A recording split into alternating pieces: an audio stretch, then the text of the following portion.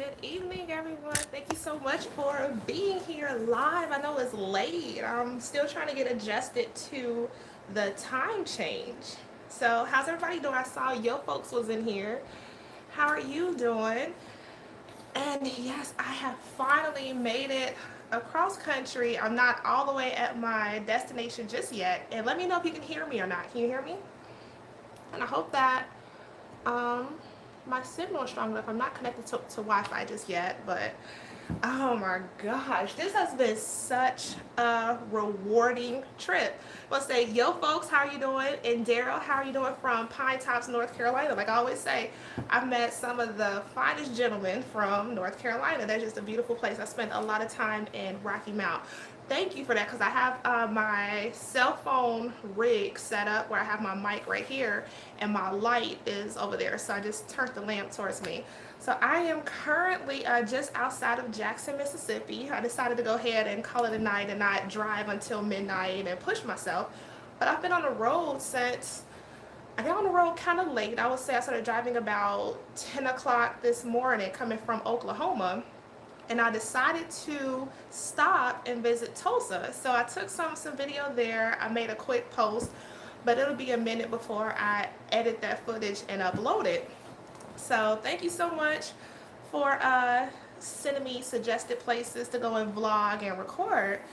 And I must admit, this cross country move and road trip has been so stress free. Like I have not been this peaceful since I drove across country last year. And I was like stress free for about 3 months until it was time to go back to Washington. And I absolutely hated it. That's when life just went to crap again. But like I said, I was able to get my entire condo packed and moved within a week. I started packing that Sunday and I set my move for the movers to come on that Friday. And I was there at the house. I was downsizing. I was packing. I was sorting stuff out, getting stuff ready that I was going to bring with me because I knew it'd be about a good 2 weeks before I have all of the rest of my stuff with me. So I went ahead and got things that I needed. And you said, thanks for the thumbs up. Shout out to Jackson State University. Yes, if I happen to drive by there, I'll take some pictures. But yeah, I'll have a video coming up on how to move across country. And I did my entire move out of pocket. So it's the quotes I got at first were really, really outrageous. But I took a step back and I went ahead and just took it step by step. And you said, where are you moving? I revealed it on Facebook. I was trying to keep it a secret until I actually got there and made a big surprise. But it's not a secret anymore. Well, the state isn't a secret. I am moving to Georgia, and I am so happy. I am just a few states away, a stone throw away from my new home. And the way I feel right now, I believe that Georgia will be my forever home. If not, it'll definitely be somewhere the Carolinas. I don't know if I'll go back to Virginia. I really, I lived there, I did it up, and I'm kind of done with Virginia. So this move, hopefully will be towards establishing roots. And he said, moving is pure physical labor. Oh my goodness. Yes, I was packing boxes, getting rid of stuff, but when it came time to load everything onto the truck, I hired movers, and they did a great job. Great job. But yes, stress-free moving to Georgia. Great job leaving Washington. Let me tell you, it really caused me to be patient. I mean, I was dreaming about getting out of there so bad. Like, I could crave it. I could taste it. And after a while, it did come to a point where I felt hopeless. Like, I couldn't leave there. I mean, I didn't choose to go to Washington. Many people don't know that I was married to a sailor, and it was because his submarine was getting decommissioned. That's why I ended up in Bremerton, Washington. I did not choose to be there. I went there in support of my sailor, and we happened to get a divorce. And so because I knew that I still needed to support myself, I was not going to beg for alimony. I was not going to end up on somebody's couch penniless and begging and bumming. I went back to work, and that's what I did, So I had to earn a living and survive, and that's what I did. But it did not happen. The move did not happen as fast as I wanted it to. I had to survive. I knew I was behind enemy lines, and I'm just like, crap, it just showed me just how strong I am. Like, I definitely earned the title tough cookie because I've been through some stuff while I was up there. You just cannot imagine. And to get all my stuff packed up in a week, and then the very next day, my stuff got loaded up that Friday. That Saturday, I was on the road getting up out of there. I was not going to sit around and spend extra time there. I had already given that area too much of my life, so I was not going to give it another day. I got the hell out of Dodge. And thank you for all the congrats on getting out of there. Like I said, it taught me patience. Like, I knew I was alone, but I wasn't lonely, and I just stayed busy. It was almost a year ago when I registered for my trademark for Tieesha to start my personal defense brand. Just continue to stay creative, and not fall into a pity party for myself. And shout out to everybody who's been there to hear me whine. I've been like whining so much, like, I don't want to be here. I hate this place. So thank you to everybody who listened and who helped me, get out of there by either giving me some advice or giving me a lead on how to get up out of that joker. And I highly, highly recommend nobody go there. If you're black, don't go there. I'm so serious. And speaking of that area, my post I put up about, my last video, shout out to everybody who watched that video about being stranded in a sundown town. Like I said, when I was going back to Washington, that was just a crappy time for me. And so I started reading this book called Sundown Towns by James Loewen. And if you're not ready to purchase that book, type in his name into YouTube and you can listen to his lectures. And it's all about sundown towns, about these areas. I know I talked about Rosewood on here. And then growing up, I knew about Norwood, Ohio, which is just right inside of Cincinnati. And a sundown town is basically, if you're black or non-white, you better be out of town before sundown or you'll be arrested, you'll be beat up, or you'll be lynched. So a lot of these places still exist across the U.S. And it sucks that when I was planning my trip, I used Google to map my route, my stops, my hotel stays, my food stops, my gas stops. But I should have went to the Sundown Towns website to see which neck of the woods I was going to, because it's list of it's called possible sundown towns. Okay, I think it's possible or suspected, but a lot of these places still exist, and you just have to be on your P's and Q's. Make sure you are a hard target, and do what you have to do to protect yourself, because these are things that are not talked about, and you blindly go into them. I don't know, not sure if this will be an upcoming video if I'll talk about it, but come to find out, the subdivision, the city where Trayvon Martin was murdered, that was a sundown town, and it has a history of being a sundown town. It's called Stanford, Florida. That is a sundown town. Yep. Yeah, so someone had asked me earlier, before I get into that, let's see what else is in here. Let me see what the chat messages are. Glad to see you're happy. Thank you. Salute to you too. I can't wait for your first cooking video once you're in Georgia. Oh my gosh. I picked up some cookbooks when I was there last year, and I just fell in love with just like, it's certain foods that I was ashamed of eating coming up.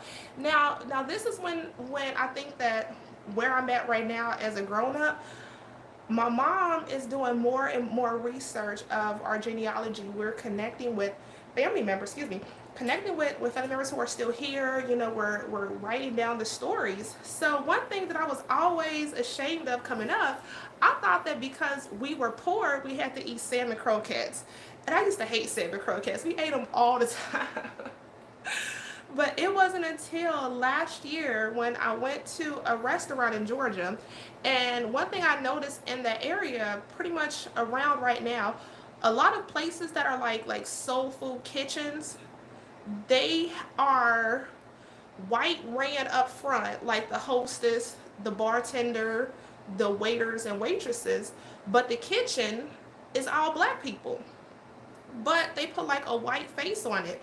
And I'm not being racist, don't pick on me and bother me, but what I'm just saying is, a lot of these foods that our ancestors cooked that we had coming up, we thought that it was like struggle food, but now they're being gentrified and they're like main course dishes. I paid, what was it, like $26 for what was it, like crab cake croquettes when I was in Georgia. I'm like, hold on. When it came out to me, I'm like, my mom and my grandma used to cook this. I just paid $26 when I could have just went to Kroger's and got a can of salmon, patted with some breadcrumbs and an egg and some celery, and boom, there you go. Like it's starting to make sense to me, and I can actually prove that this is not my opinion, but there's a cookbook that I found at the El Rey Museum in California. Chuck Chuck Embers, the owner of that museum, he had a book and it was called Aunt Priscilla in the Kitchen. And so as I look at the book, it's an old book and it has this what is typically known as the Aunt Jemima on the cover, and she's like feeding some chickens, but she has on the hair scarf, the fat cheeks, and she's kind of overweight. So when you open the book, and I apologize that I did not do this video earlier because I took pictures of it and I was going to do a video about it. But as you remember, a couple of weeks ago, I erased everything in my phone by accident. So I got to start over. But when you open the book, the language, it's meant to mock Southern black women in the kitchen, where it's like, what is it?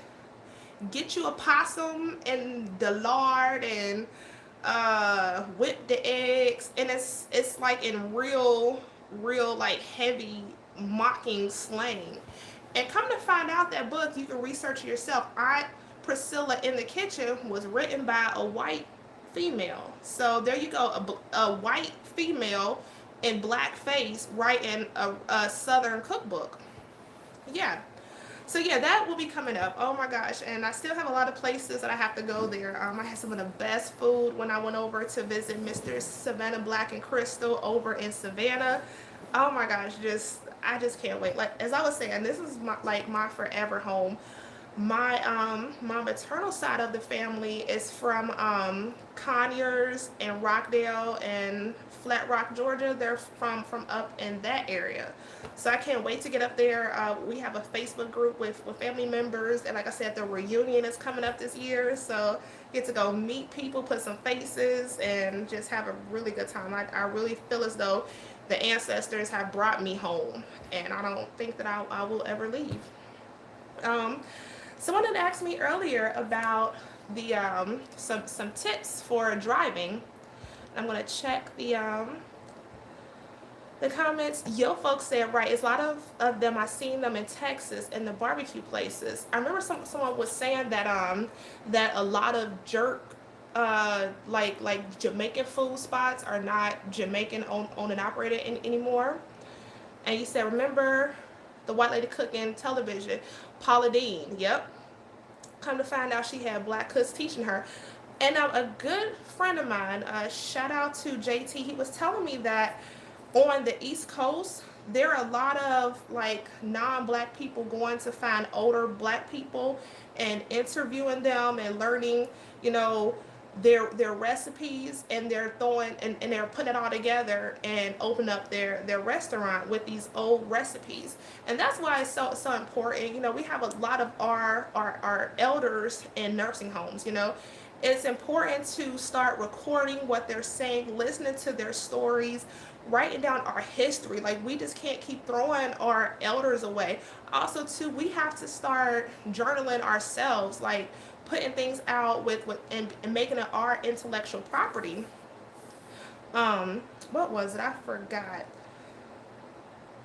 There was a YouTube channel I was listening to this weekend. Once I remember, I'll post it in the description, where there is a older woman. She's been married for like over 50 years, and so she's written a number of short books so that she can teach her future generations on just how the family lived, their customs, their ways, recipes in it. Because me right now, well, I won't say right now, I've always been on it, but on like, I really embrace womanhood. I embrace femininity. I love being in the kitchen.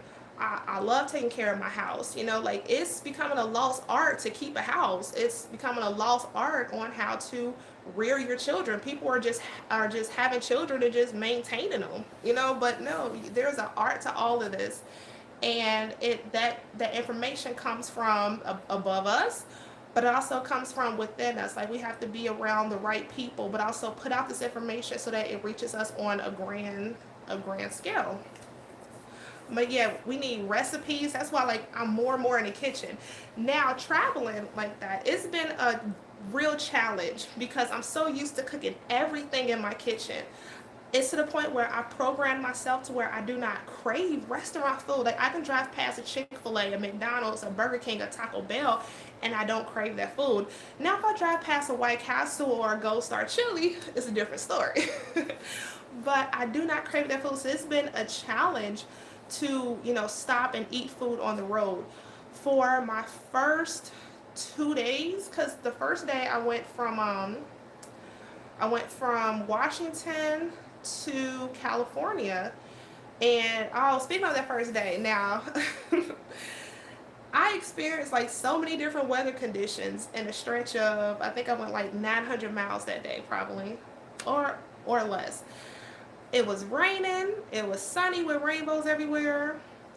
Then once I got to like the Oregon California border, oh my gosh, it was snow, like snow-capped mountains. Like, when you look around, it's freaking snow everywhere. And then it had the nerve to have like snow coming across the road. So I panicked because I do not know how to drive in snow. Living in Hawaii and then up in Washington, like, I've been spoiled. Washington got down with some snow to where I'm like, look, I ain't going to work today. It ain't happening. And I was just so scared that I was gonna like hit a patch of ice and slip off and fall into the depths of the abyss. So I was driving like really slow, but the snow didn't stick. But it was just cold as hell. It got down like in the 30s when I was going through the border of Oregon and California. But it was just cold as hell. I don't know why in my mind I just think that like California and everywhere south is just hot all year round. The coldest it got was when I was driving across I-40 and I was in the Texas, I don't know, you called it up there, the Texas hook, I guess. It was 28 degrees. And so I was like, whoa, winter storm warning. I'm like, I got to get the hell out of here. So I kept driving to Oklahoma City.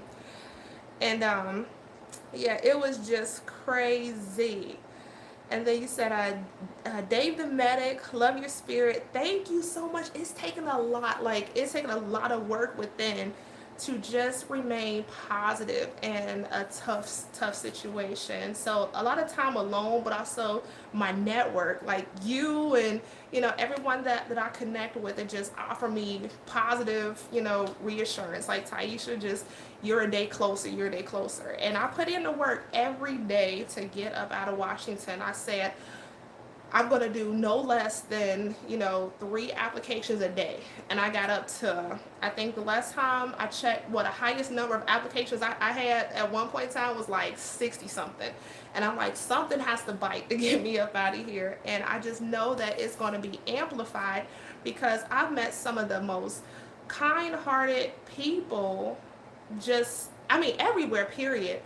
But it was something about the soul of people from Georgia, the Carolinas, Virginia, Florida, stuff like that just really took care of me. Because since I joined the military, I was 17, and everywhere I went because of the military, it was in relation to, or because of the military. When I left Ohio and went to Virginia, military orders. Virginia to Hawaii, military orders. Hawaii to Washington, military orders. This is the first place that I'm actually going on my own accord. Like, I want to go here. I crave getting back over here. So I just know that it's going to be amplified, and my happiness is going to just continue to go through the roof. And I hope it is contagious, because everyone else's happiness has been contagious on me. So I just hope to reflect that to everybody else.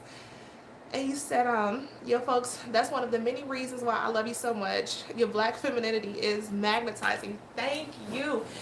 it's really important for me. I've always worked in a male dominated environment when I was in the military, then with the police department. I never wanted to be anything but, uh, a female sailor. And I was like, look, I'm a female sailor. Like, yeah, we got dressed like the guys. Like, I was actually sad when they started changing the women's dress uniform to resemble the guys. Like, but still, I always maintain where I got a women's cut uniform. I did not wear the men's cut. I did not. I mean, I say bad words like the guys, but I try to clean it up. But every day when I get up, I put on makeup. I do my hair. I couldn't stand being active duty and I had my hair in a bun and I'm walking somewhere and someone's like, excuse me, sir, or on the police department. And I was like, excuse me, sir. And I'm like, you see this dang on ponytail.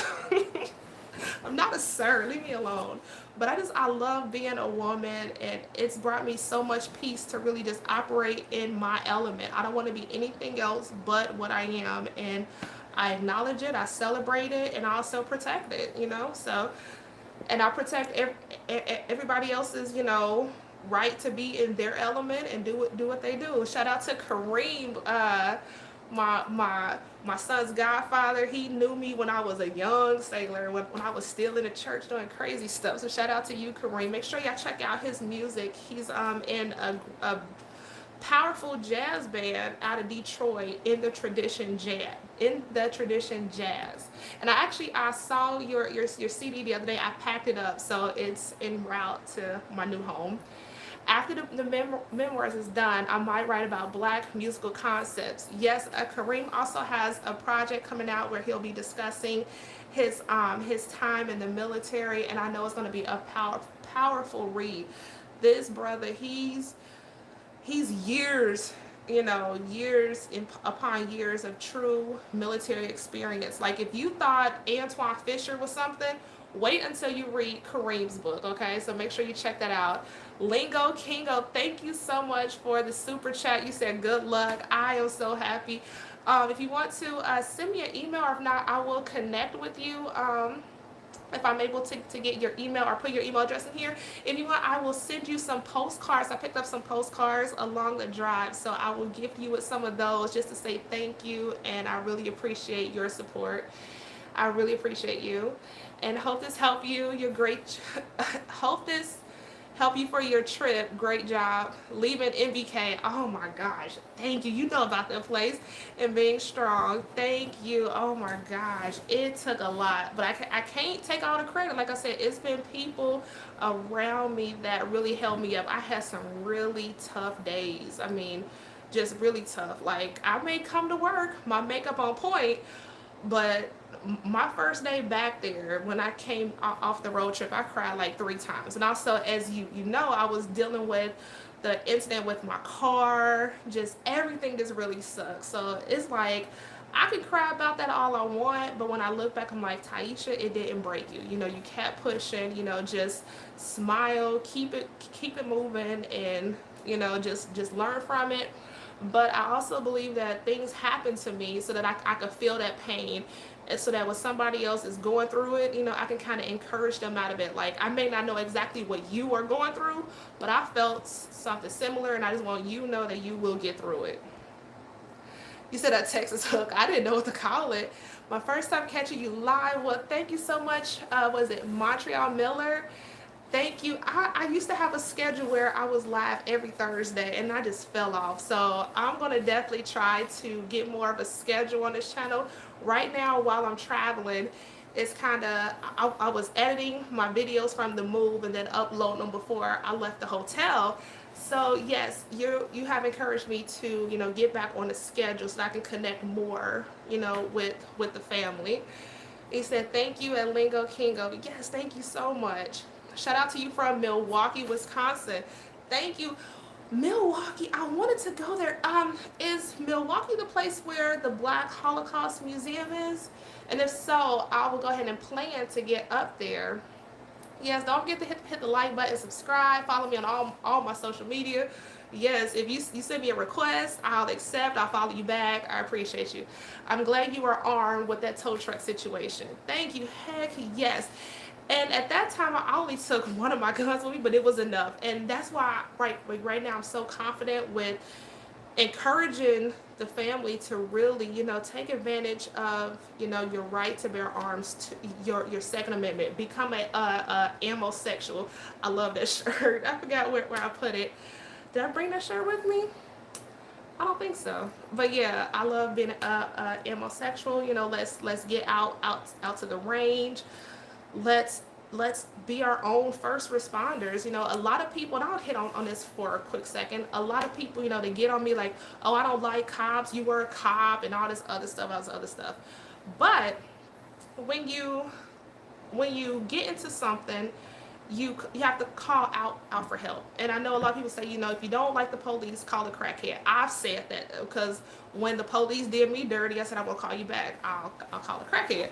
But you have to be your own first responder. And also too, when I'm driving, like I just drove across country, but I would think that if there was a situation where I was in a traffic stop, I would want to have this encounter with an officer that has the same mindset and, empathy and respect for customer service as myself. And so I did experience some crappy police officers. Since I was a police officer, two of them took my mama to jail when I was a little girl. And that always stuck with me to the point where I'm like, if that is my job, I wanted to be a firefighter. If that is my job, I never forget when I look over my shoulder and I see that smaller image of myself crying when I heard that the handcuffs go on my mother and they took her out in front of us. You know what I'm saying? So I always keep that in the back of my mind, like, how could I do this different? How can I do this with respect for the community, respect to, the citizens, but also not scar people for life when they come into an encounter with police. Of course, you have a job to do. I've taken ass kickings, but there's certain people who are scared to take an ass whooping. I've taken an ass whooping, but because people are like, oh, I would have shot him or shot that. Like, no, you don't do that. Not who wants to voluntarily go to jail. Stuff happens, so you just have to deal with it. But after it's done, you're like, this is still a citizen. You have to still respect them. Yeah, we got into a good fight, but I still have a job to do. But I want to make sure that I respect you and do things accordingly. So I got tired of bitching and complaining that somebody didn't do their job right or whatever. So I decided to get in there and be the change. So that's just it. So when it comes to firearms, like I said, I just want us to be, our own first responders. Look at how many officers there are compared to the community that they serve. You have to empower yourself, and that's one thing that I was always into, is empowering the community. And that's my goal in life, I guess, or that's my calling, is to serve. So that's what I'm doing over here. Anubis, how are you doing? You're beautiful regardless. Thank you. There's something special about a genuinely feminine queen. Thank you. Yes, that's just how we have to do it, and it comes so natural and it's so beautiful. Like I said, on this channel, you haven't seen, I shaved off all my hair, and once I did that, I just started trying to bring the beauty from within out. When you don't have a wig on and faking the funk, you ain't got no choice but to be yourself.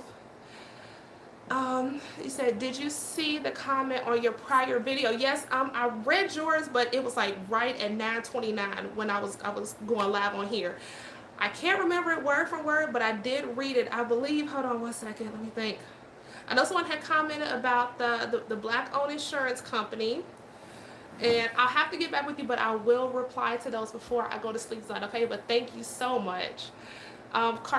Carlitos Harris, how are you doing? And what is your sign? I'm a Sagittarius with a Pisces moon. Shout out to my fellow Sagittarians, Art Kathy. Go and subscribe to her channel. Some of my brothers who are truckers, they gave me some advice last year as far as driving across country, and also I used some of that advice this year. Now, the first night when I drove from Washington to California, I did not plan on doing this, and I did not share this with anybody because I know people are going to get so mad at me. There's something wrong with my brain where sometimes I take risk, and it's calculated risk, and I think that's, why I was, wanting to be a firefighter, then, became a police officer, because while everybody else is running from danger, something is wrong with me where I run to it. you know so when I got into California, I was trying to make it to Sacramento, but after I got about an hour into California, it was like these real heavy gusty winds. And I was happy because the roads were just straight. Like, I hate driving through windy, curving, down, decline, incline roads. So it was just straight across flat. But the winds were blowing my car to the next lane. It was so scary. So I had stopped at a rest stop, and I planned on using the bathroom. However, when I was sitting there, I said, let's give these winds a little bit of a little bit of time to, calm down. However, the trees were rocking at the rest stop, and I wasn't the only one there. It was a bunch of people there. What ended up happening was I was sitting there watching Power, and then I got sleepy. So one of the truckers had told me, cover up your windows so that no one knows how many people is in the vehicle or whatnot. So I did that, and then I fell asleep. Then I got cold because it got down to like the low 40s, maybe even 30s. So I had to wake up, cut on the car.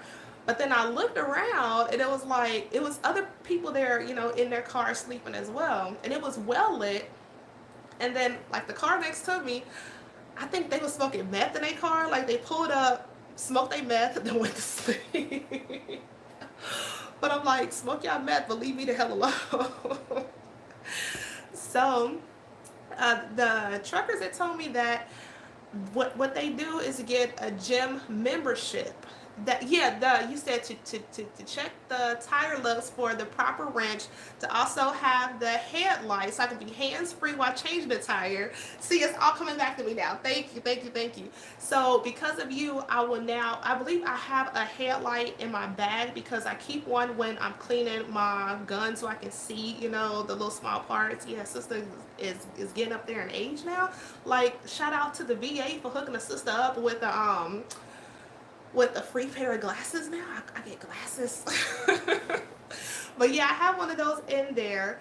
But I will check the wrench I got, because I went ahead and I purchased the kit from Walmart, and I have that tire in the back. So thank you so much for that. I will have a kit, and I'll do a separate video giving hybrid drivers this warning. So thank you so much, I really appreciate that. I think I'm going to pin that comment to the top. So what a lot of truckers do, because in their cabs they have a bed. Some of the truck cabs are really decked out with like microwaves, a bed, a table, flat screen TV, like they are hooked up. So what he said was, get a gym membership. So if you have like a Planet Fitness membership that's like, cross country, you can go and, take, if you don't do the whole hotel thing like me, I do the hotel thing each night, because I just can't. My car is little. Maybe if I had like a conversion van or something with the bed in the back, maybe I'll do this, or a camper, but I just can't right now. So he said, you can take your showers at the gym and then continue driving. So that's one thing that truckers do. They'll sleep in their cabs, or if you do like cross country trips, you sleep in your vehicle, but take your showers at the gym. And like, as far as food, they were saying to pack stuff like, oatmeal and soup, because when you go to gas stations, you can usually get the hot water and stuff for free. And then bring fruit with you, hummus, cold cuts, like buy yourself a small lunchbox cooler. And I don't have one, but when you're at the hotel, you just pack it with ice and make your sandwiches so you don't spend a lot of money on fast food. Now, mine is actually in the car. I have a heated lunchbox. Yes, I have a heated lunchbox. And what you do is you plug it up into the wall if you're in a building, or you can plug it up in your car, like cigarette lighter port. and it heats up your food. Yeah, I'll put a link, and I also have a heated lunch bag, but that one you have to plug it into the wall. So I didn't bring it. I put it with my household stuff. But yeah, a lunch box, but it's actually a lunch tray. It has like a metal tray, it has like the different portions, and you just close it up, and yeah. I'll put a link. Maybe seeing a picture will describe it so you can see it better than I can describe it. But it's definitely a great buy. Yes, I know. I gotta do a whole video on that. It's gonna be so great. You'll be like, what? And then also, I bought it because at work, the microwaves at work were so damn nasty. And like I said, I'm getting to a point where I just want to be totally independent from a lot of things. I don't want to depend on anybody for anything, or depend on using community things. The more that I separate myself from, like pork. I don't put my stuff in the refrigerator at work because there's pork in there. I don't want my food in there with it. Also, people cook some weird stuff. Like they cook like possum, and plus people's houses are dirty. When you see how people leave the community spaces at work, you're like, ew, I don't want to put my stuff at y'all's. And I looked in the refrigerator at work one time, and it was like dog hair in there. I'm like, hell no, I'm not putting my stuff in there. So I keep my stuff on me. And plus I have trust issues. So I don't want to leave my food, around people who I feel don't like me, and because I don't trust people. Like I said, I have trust issues. So the heated lunchbox is really good to where I did not have to use the community microwave. Somebody said, what did it say? So heated lunchbox, yeah, Planet Fitness is a good idea. I also like the hotels while traveling. With traveling, I was using Priceline, and then I made a reservation using the T-Mobile Travel, and they went through like Booking.com. I did not like those two because they were trying to charge me the entire stay somewhere, and I canceled it well in advance. They ended up, refunding my money, but they took a cancellation fee. But I'm like, the place that I chose, the reviews were fake, the pictures were fake, and this was like false advertisement. So right now for this place here, I'm at the Sheridan, and it's better than I expected. Where do truckers park their truck when showering at the gym? Gym parking doesn't accommodate 18-wheelers. Sometimes at like Planet Fitness, if they find like a shopping center or something. I know the one that I used to go to in Washington, it was a huge parking lot, and one half of it was abandoned. So I'm assuming, because I didn't ask that question, I'm pretty sure they put their trucks behind it, when it had to do what they had to do with, and come back out. So I take Seattle is not the business for black folks. I've never been, but I definitely need to visit. It's really weird there. Yeah, it's really weird. There, someone I talked to before I left, like I was saying, the attitude in that area is real cold. And it reminded me of like a Manhattan vibe, because I've been there before, and I'm like, yeah, people are not really. I love that southern Midwest hospitality. You speak to people when you see them. When you see a older person, you should speak to them before they speak to you. Um, Address people as Mr. or Miss. I've had people keep calling me girl. I'm like, I'm not a girl, I'm a woman, and we're doing business. I'm Miss Essex, okay? You better put some respect on my name. Just, I don't know. It's just, I was just really taken aback. And then how some people just don't speak, don't hold the door open. Like tonight, I was at Walmart, and I walked past a brother, and I'm like, excuse me, and I got by him. Well, when it was his time to pass me, he says, excuse me, beautiful, you have a good night. And I'm like, give me a hug, brother, because he was just, that's the hospitality I've been looking for. And I was like, wow, like I think people kind of been thinking I just got out of jail, because I'm like so amazed by little things like sunlight, just seeing a brother with locks, and a sister that looks like me. It's really good. I just can't wait until I get settled and I find a cultural center. And that's one thing that's really lacking in Washington, is culture for African Americans. It's there to a certain extent, but it's not the way you'll find it east of the Mississippi River. Um, all those ideas will be great tips for the homeless as well. There are homeless people who do this. You know, they have, it's like the working poor. They do these things as well. You said Corona salad. Being in the Marines, infantry prepared us for homelessness. Yeah, the way I've heard how some people live when they were like downrange, you know,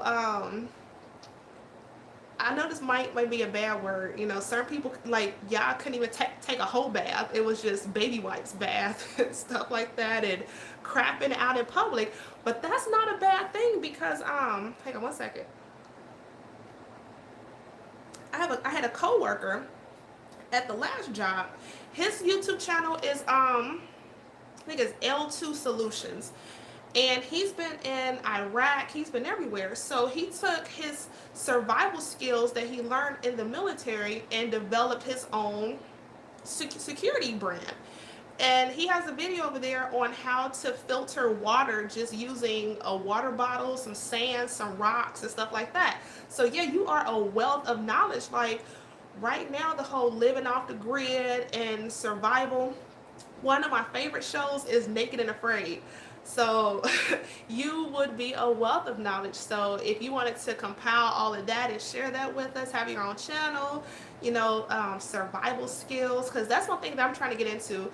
I want to, you know, go camping. I believe I ordered a tent off of Amazon. I'll find out once my mail gets forward if I did or not. Yeah, I have this habit where I just order stuff and I'll forget. But I ordered a tent because I want to get over this fear of the outdoors. I know that I'm going down here. I'll be next door to Florida, where I got Florida man to worry about. I got all these snakes. I want to get over my fear of snakes, okay? I have to. So yeah, I want to go camping. I want to go hunting. I want to go fishing. I want to do all these outdoor things. So I know that some survival skills will come in handy. So yes, keep all of that, okay? You sound like me right now. Planet Fitness usually have large parking lots. Seattle has a high rate of suicide. They say because it's gloomy. Yes, the captain mentioned it, and it's absolutely true because the area that I was in, Bremerton, it's just gray. It's really ugly, but it's also depressing. It really is a depressing place to be because you're lacking culture, and I don't know, it's very soulless. It doesn't have a soul, if you ask me. And so I've heard a bunch of stories of people committing suicide. Like what they'll do is go get some Mount Rainier beer and, you know, take some drugs and, you know, pass away in their sleep, you know, death by hanging. And then of course too, there's a lot of veterans there, or active duty too, and veterans. And so it's just a really ugly place to exist. It really is. And it's kind of like this, well, how that person described the attitude in that area, it's a Vancouver attitude. Like the Canadian attitude up there, it trickled down into the Pacific Northwest. And that's just how people are, just cold. Like I went to Vancouver twice, and I said I'll never go back to Vancouver. And each time I went, I recorded it on this channel. So you'll find one where I spent my birthday up there when I first got there, and then I took my son up there for Kwanzaa. And both of us are like, well, I ain't going back. I'm not going back. The truckers, they had called the rest stops and the truck stops, they called them pickle parks. They told me be careful at the pickle parks, you know, and that's what they told me. Don't sleep at the rest stops because it's called a pickle park. Then you go to the truck stops, you'll see the lot lizards. I only saw lot lizards once, and it was first of all on this trip. I might have saw them before and they paid attention, but I'm not going to say where I saw them. But I did see the lot lizards on this time around, and I was like, wow, they do exist. But that's why when I'm traveling, you know, I just make sure that I'm there to handle my business, and I come right back out. I don't play around. Now, leaving Washington, let me tell you, leaving the West Coast, period. gas was, it ranged between like, I think when I left, I got gas at Costco for like 3 something. When I got to Oregon, Oregon and New Jersey are the only 2 states where they pump the gas for you. So I got gas at the Oregon Costco. And because they pumped my gas, I didn't see how much it was. So I was like, how much is this gas? It was like $2.49. And they pump your own gas. I'm like, what? Then I get to California. I got gas for, I think it was like I think the cheapest was like 3.30 or something like that. But as I'm traveling east, by the time I got out of, when I got to Arizona, it was like 2.89, something like that. Then after Arizona, what comes after Arizona? New Mexico. It was still like 2.60, 70-ish. Then I get to Texas, it drops down to 2.29. I get to Oklahoma, it's $1.99. I get further into Oklahoma, it's $1.89. I'm like, dang, I ain't seen $1.89 gas in a long time. So that's one of the benefits of getting off the West Coast is gas got really cheap.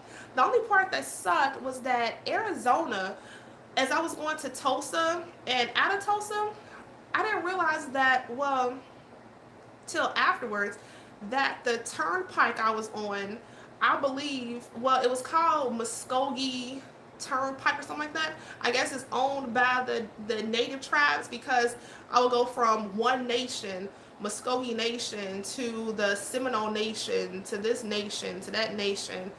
I'm like, dang. And each one went to a different nation. I had to pay a different toll. Like it took me $2, was it?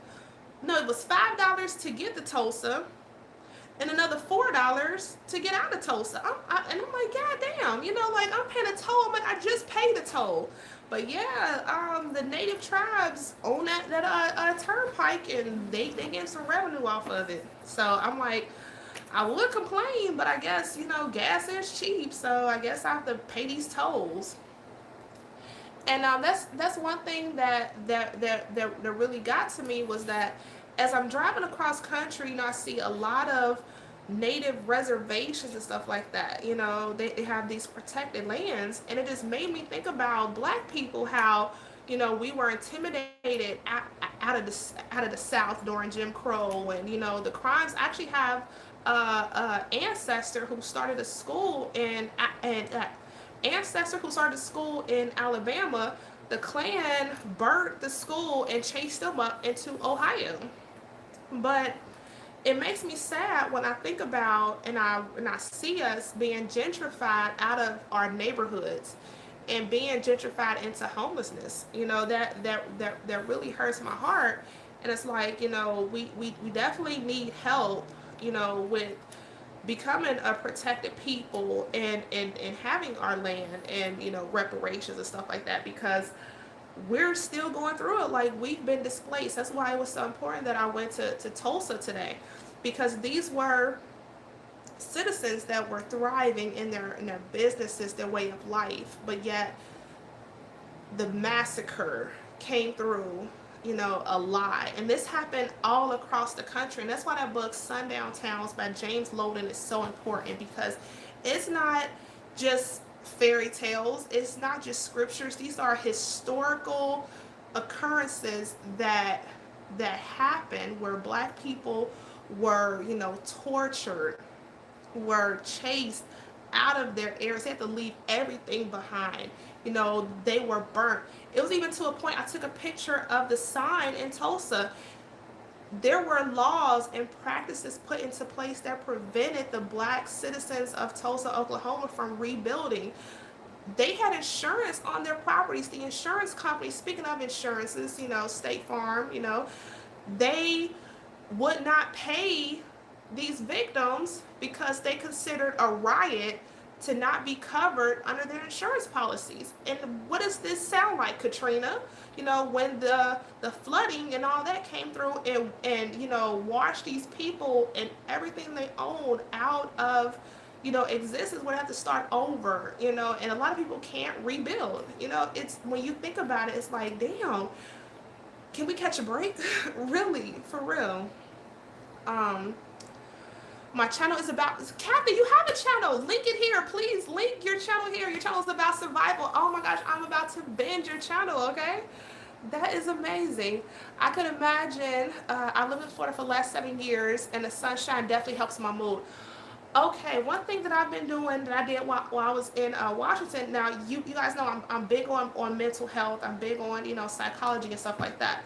So, when I first got there, I was taking the supplements L-lysine, 5-HTP, and DL-phenylalanine. I have a video on this channel called Seasonal, Overcoming Seasonal Adjustment Disorder, or Winter Blues. Only thing is, living up there in Washington, the winter blues is year long. So I added vitamin D to it. I went to Costco and bought a huge thing of vitamin D gel tabs or gel pills or capsules, whatever you want to call them. And so even though it says I take 1 to 2 a day, I was taking like 4, because you do not get enough sun. So I'm like so excited for this upcoming summer. I don't care if it gets 100 degrees. I will be outside getting as black as I can, soaking up all the sun. I can't wait, because when I was here last year, or there last year in Georgia and Florida, it just did something to my mood. My hair grew, my skin cleared up. I was just living my best life ever. So we definitely need that sun. There was a doctor I saw a while back that they plan their vacations, like one in November and the other one in March, where they would either go to like the islands or Florida to get their sun to beat us winter blues. And I'm like, that is a great idea. But also another supplement I used, I went to Freya Meyer and got it. It's called Kava, Kava, and that is a natural mood booster, and it helps you with anxiety, and it's been used for years in the Polynesian, Samoan, Hawaiian islands, and it's so good. I went to Fran Meyer, or it's also called Kroger. I went in their natural aisle and I found some, and it's like a dropper bottle. You put like a dropper full in your beverage or whatever. Don't drink it with alcohol, okay? Don't do that. But in your water, a full glass of water, or diluted juice, what I always drink, and it helps you, have a restful, a peaceful sleep, a positive attitude. It helps you with, the panic attacks, because I was definitely, trying to thrive in a very toxic environment. So just know that when you're in certain situations like that, where you feel as though there's something wrong with you, look at your environment. And many times you're just surviving in a very toxic environment, okay? So your body is doing what it's doing to keep you, going. And it's probably nothing bad or anything with you that's going on. It's just what's going on around you, and you're forced to exist in it, okay? Which is why it was so important to me to change my environment. Got the hell up out of there. I think Black people need to be more prepared than any other race to live off the grid. Absolutely. I would say living in Washington, shout out to a lot of the people that I knew up there. They have been hunting since they were little kids, and that's one thing that us who grew up in the city, we weren't privy to, because, you can't, have a gun, or not have a gun, but can't, hunt in the city limits, and how with us, we didn't have transportation to get out to the woods or to go fishing or anything like that. So a lot of us have that handicap when it comes to firearms and going hunting, bringing back the meat, and eating off that. So come to find out, like, people were saying, like, yeah, when deer hunting season's in, they go and get one deer and they got meat until the spring. I'm like, dang, I don't have to eat this nasty ass spray painted red meat, at the grocery store. Like, my goal too, coming back to the South, is if I want to eat chicken, I'm gonna go get me a chicken off the farm, do what I gotta do to prepare it, pluck it, do all that, because if I want to eat it, I gotta go get it. If I want to eat fish, I gotta go get my own fish. I gotta gut it, I gotta scale it. I want to be hands-on with my food as much as possible. So that's a great thing that you brought up. serial killer weather in Seattle. If y'all haven't heard, look up the what is it? The I-5 killer. Just want to say thank you to everybody for being here. I know it's late. He said a lot of death by that's not funny.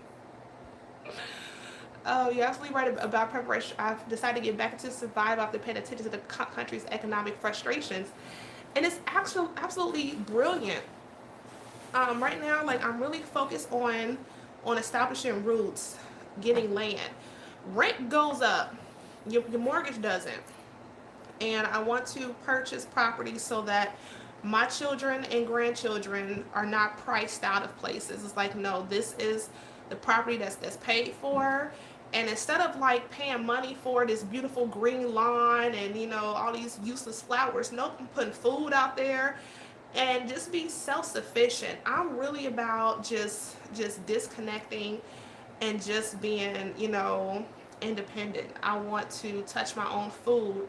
I want to be in charge of my own entertainment. I want to pretty much just do everything myself. I want to detach. And I don't know.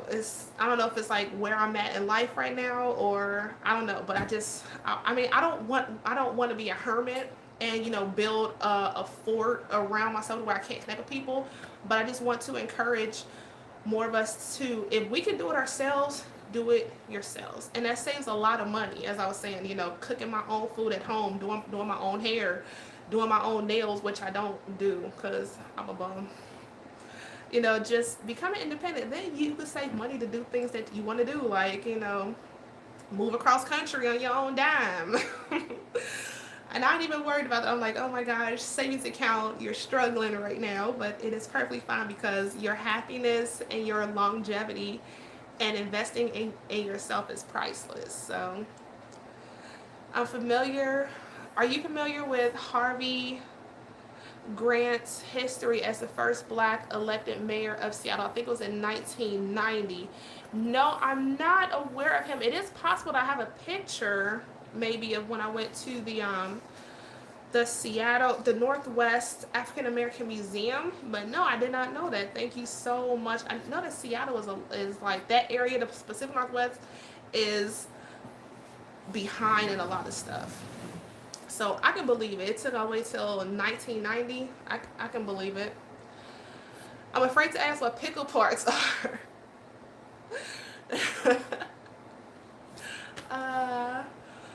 Pickle parks? The rest stops. Never stop driving when going through Arizona. I stopped in Kingman, Arizona, only because when I did a Grand Canyon tour from Las Vegas a couple of years ago, it seemed pretty much okay. But there was one part, the historic Kingman. I'm kind of leery when I go to places called historic this, because I'm like, historic what? Historic antebellum. So I'm kind of leery. So I drove down there. There was a hotel that I was pricing, and I'm like, nah, I'm gonna turn around. And so I stayed in what did I stay in? I stayed at I think it was the La Quinta Inn. Yeah, I did. I stayed over there, and it was legit. It was either the La Quinta Inn or the Home 2 by Hilton. It was either those two. Hey Joshua, how are you? He said, I'm in Louisiana's 225. Illinois state rep just induced a state bill that require all gas to be pumped by the gas station attendants. There you go. That full service. Getting my DNA tested. Now, the DNA testing, I was just talking to my mom about that. A couple weeks ago, there was an article that came out that was saying military members are highly discouraged from taking the DNA test because it's like giving your biometrics to or allowing your biometrics, your sensitive data to be exploited. My mom, she had hers done, and I'm like, Mom, you're stop giving up your blood. I didn't go get a DNA test done because I'm like, okay, my people were kidnapped. Our history has been purged from us. We don't know who we are. So why would I pay the kidnapper to tell me where they stole me from? Make it make sense. So I I'm behind, the paper trail. Find out your history through paper trail, and also too, going to go talk to the elders. The elders will tell you what they know, where they came from, and find pictures, find documents, and do it that way. But the whole keep giving your blood. And then there was an article that came out recently where law enforcement is coming with court orders. Some of them are not applicable because it's jurisdiction issues that are demanding that the Ancestry and Me companies turn over their DNA. Now that's one thing that I wasn't too comfy with, because once I give you my DNA sample, what happens with it? How is it disposed of? Do you return it back to me? How is this used further down the line? Like, what are you doing with this bank of DNA? So that's why I never got it done. But of course, I can tell you what to do. Just do your own due diligence. And whatever you decide to do, I support you. Melanated Misfit, I love that. You are divine. Thank you, Tieesha. You are divine as well. That's why we are all, connected, because we are divine. Tieesha, looking back, do you think they were near Cincinnati, but were probably sundown? If I understood that question correctly, in Cincinnati, okay, there is a website. If somebody could put this website in Google for me and bring it up. If you go to Google and type in sundown towns list, and the website would say something like I forgot the school name, but it'll say like James Loewen, and then it'll say like EDU or something. Click that, and it will give you this little map, and you can click on each of the 50 states and see which one has towns that have a historic possibility of being a sundown town, and it'll give you a brief like synopsis of what was reported. A lot of these are passed down through oral history, and a bunch of them are documented history, such as Rosewood, Florida. And it all started with like a common occurrence. There was an accusation by a white female of being in some shape or form allegedly assaulted by a black male. And then next thing you know, the black population is being driven out through extreme violence, arson, and other forms of, crimes against humanity. So a lot of these places still exist.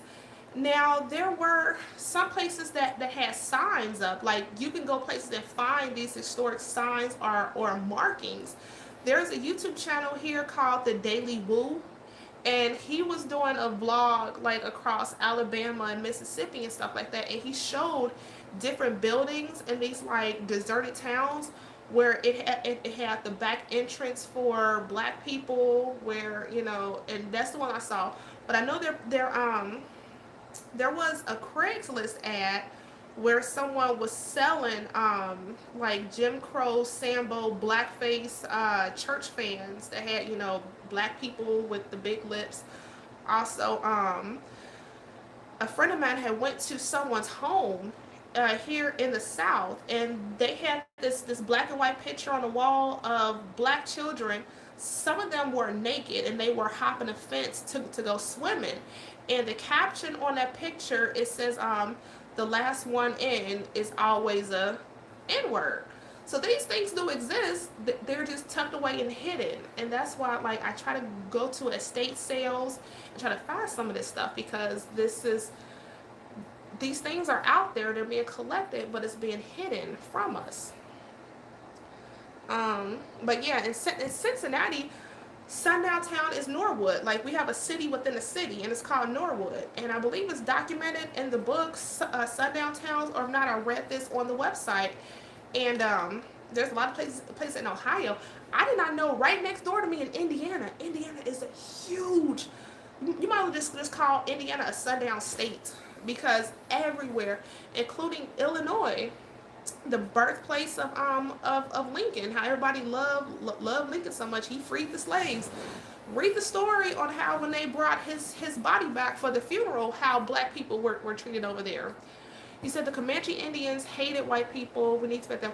Like I said, on this channel, I can't tell people to hate people. You gotta, be, I don't know, you have to have compassion. And, you know, I can't say things like that. I can't say things like that because you'll get banned, you get blocked for hate speech and stuff like that, you know. But however you feel behind closed doors, that's how you feel, and you have the freedom of speech as well to say how you feel. But the only thing I can say is that, you know, conquering hate with love has never worked in history, and these acts of hatred that was enacted on people because of their skin color, it is a crime against humanity, and it's not right, and justice needs to, you know, conquer that. So hate should be conquered with justice. Melanated Misfit is spelled with an I, not a Y. Your folks, are you in Cincinnati? I am. Yep, all of my Cincinnatians are in here in Pennsylvania. Lucky for me, my family kept track of our genealogy. I have some Choctaw and Irish in blood, which explains the history, and that is really beautiful. And you know, it's good once we start getting an idea. And that's why, you know, once my mom has been doing a lot of digging with our DNA records and stuff like that, and it's up to, you know, my sister and I and the rest of us youngins, you know, since we know how to use social media to connect with, you know, everyone who is still here. That's how you use social media smartly. You know, I talk about smartphones and dumb people. You know, let's get to more into using our phones smartly. And so I use mine to connect with family and get information out there. You know, it's really beautiful. The sun is a miracle. Thanks, sis. And so what's another one? Cheap gas. Okay, shout out to my son. Another tip as far as traveling, just period, traveling safely, is I've been using this app called Life 360. My son put me onto it. And with this app, I can invite different people into my circle. Like you can have different circles. And what Life 360 does, it allows people to watch your movements across country. So I've invited, you know, some close friends and family, like hey, here is my invite link so that you can see my movement across country. If I happen to be stopped at somewhere for an extended amount of time, give me a call and see, you know, what's going on, make sure I'm okay. And I think that is really cool, so that, you know, people don't keep calling you like, hey, I mean, it's good to call you, hey, where you at? But when I stop somewhere, I'm not going to sit here and text everybody say, hey, I'm stopped here. I'm not going to do that. Also, too, you know, with safety, I don't want to say where, like, the exact place I'm at on a public platform, you know, but, you know, you want a select few to know kind of where you are, but it's a big inconvenience to have to send everybody a text message. Nobody likes a group text message, but I'm like, I'm not about to text everybody once I just get off the road where I'm at, that I'm okay. Look at the app. If you see me moving, I'm moving. If you see me stationary, I'm stationary. But if you see me moving, call me. Don't text me, because it's a distraction. Okay? You can call me. We can chit chat. I mean, I'm on the road, quiet, all by myself. Call me and talk to me. But I'm not gonna step here and text 500 people that I'm okay, or just stop here. It ain't gonna happen. I'm gonna say thank you everybody for rocking with me here. I can't even keep it with all the comments. Everybody's in here like, we are some night owls. And for me, it still feels early because it still is. I've been on West Coast time.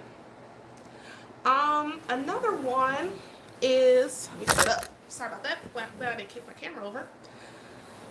As far as music, entertainment, shout out to a good brother, JT, who hooked me up. Now, one thing I did not know was about this app called Android Auto.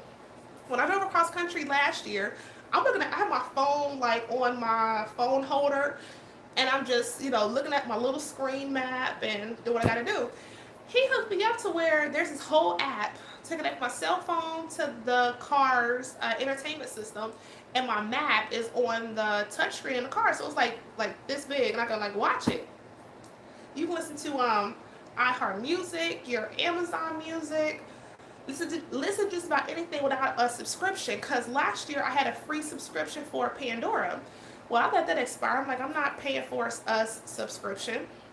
So You can listen to radio stations across the country, to certain customized radio stations. Yeah, so on the way over, I'm listening to stations in Virginia, Ohio, Florida, New Orleans, all for free. And my cell phone signal, was really good as far as playing content. Sometimes my calls were a little fuzzy, but that's okay. But yeah, you do not have to pay for subscriptions. Um, you have everything you need, free apps, so that can save you some money. Also, when I was driving from Arizona to Oklahoma, 6 of those hours, well, I put up six. 6 of those hours, I was listening to the Malcolm X documentary on Netflix. And my signal was really good. I did not lose signal, except when people were calling me to check on me. It said it'll like play back the last like 20 minutes. But yeah, that'd be a great time to listen to ebooks. I have a couple of CDs in the car of of audiobooks I picked up at the thrift store and just put those in and listen to them. And then once you got your information, you either keep it, gift it to somebody, or donate it back. So that was really, really cool. So yeah, just that's all I can think of right now as far as tips. If I think of some more, I'll post them on Facebook. So make sure you connect with me on Facebook on the Tieesha.Essex page. Or if you found my other page, the same picture, that's my personal page. You can join me over there too if I don't have 5,000 friends already.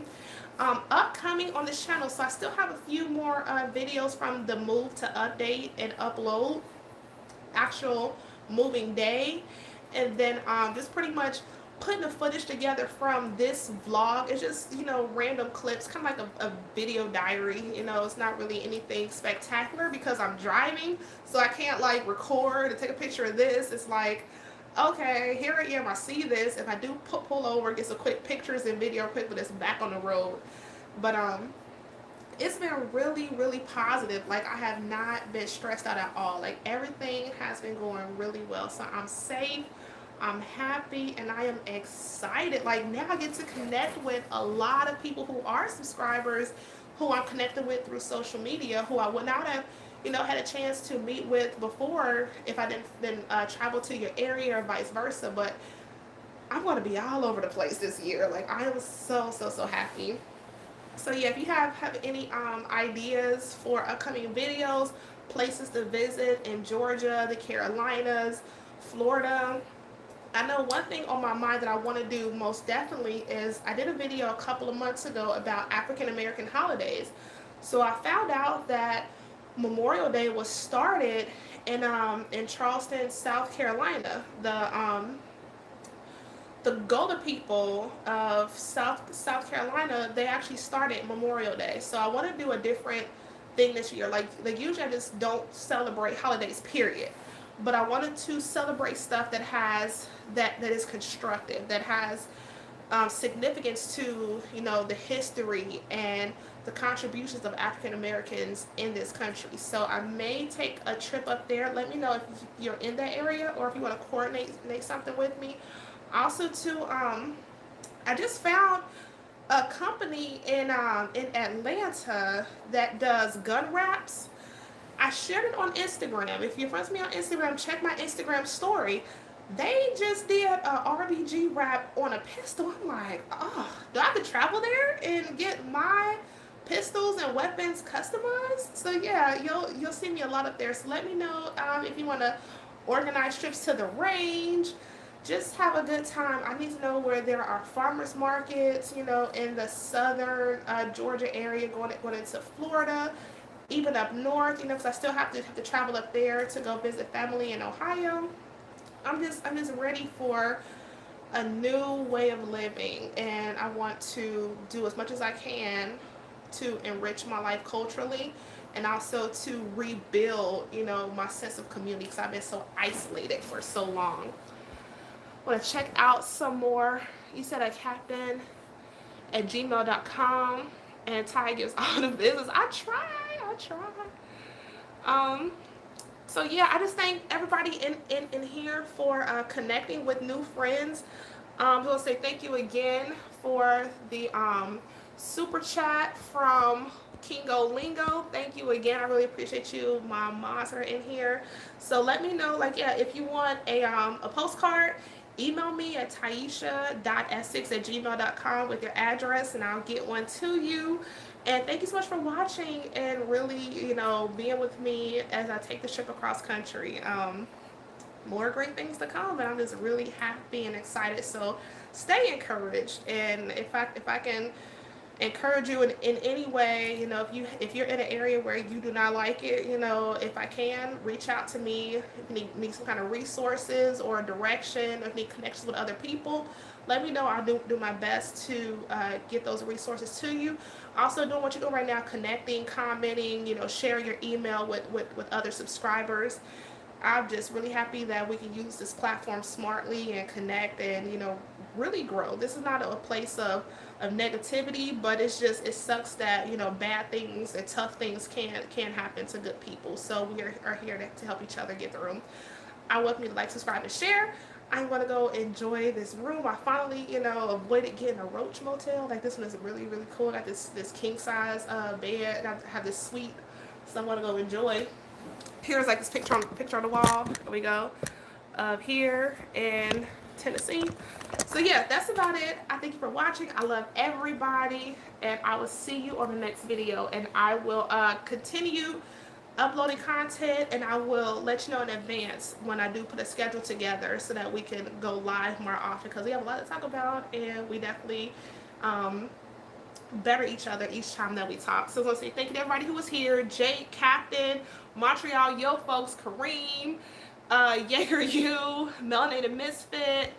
Who else is in here? My Mark 100, Joshua Johnson. I see you over on Facebook a lot. How are you doing? Jake One Up. Everybody. Carlitos, I love you so much. Y'all have a great night. I will see y'all next time.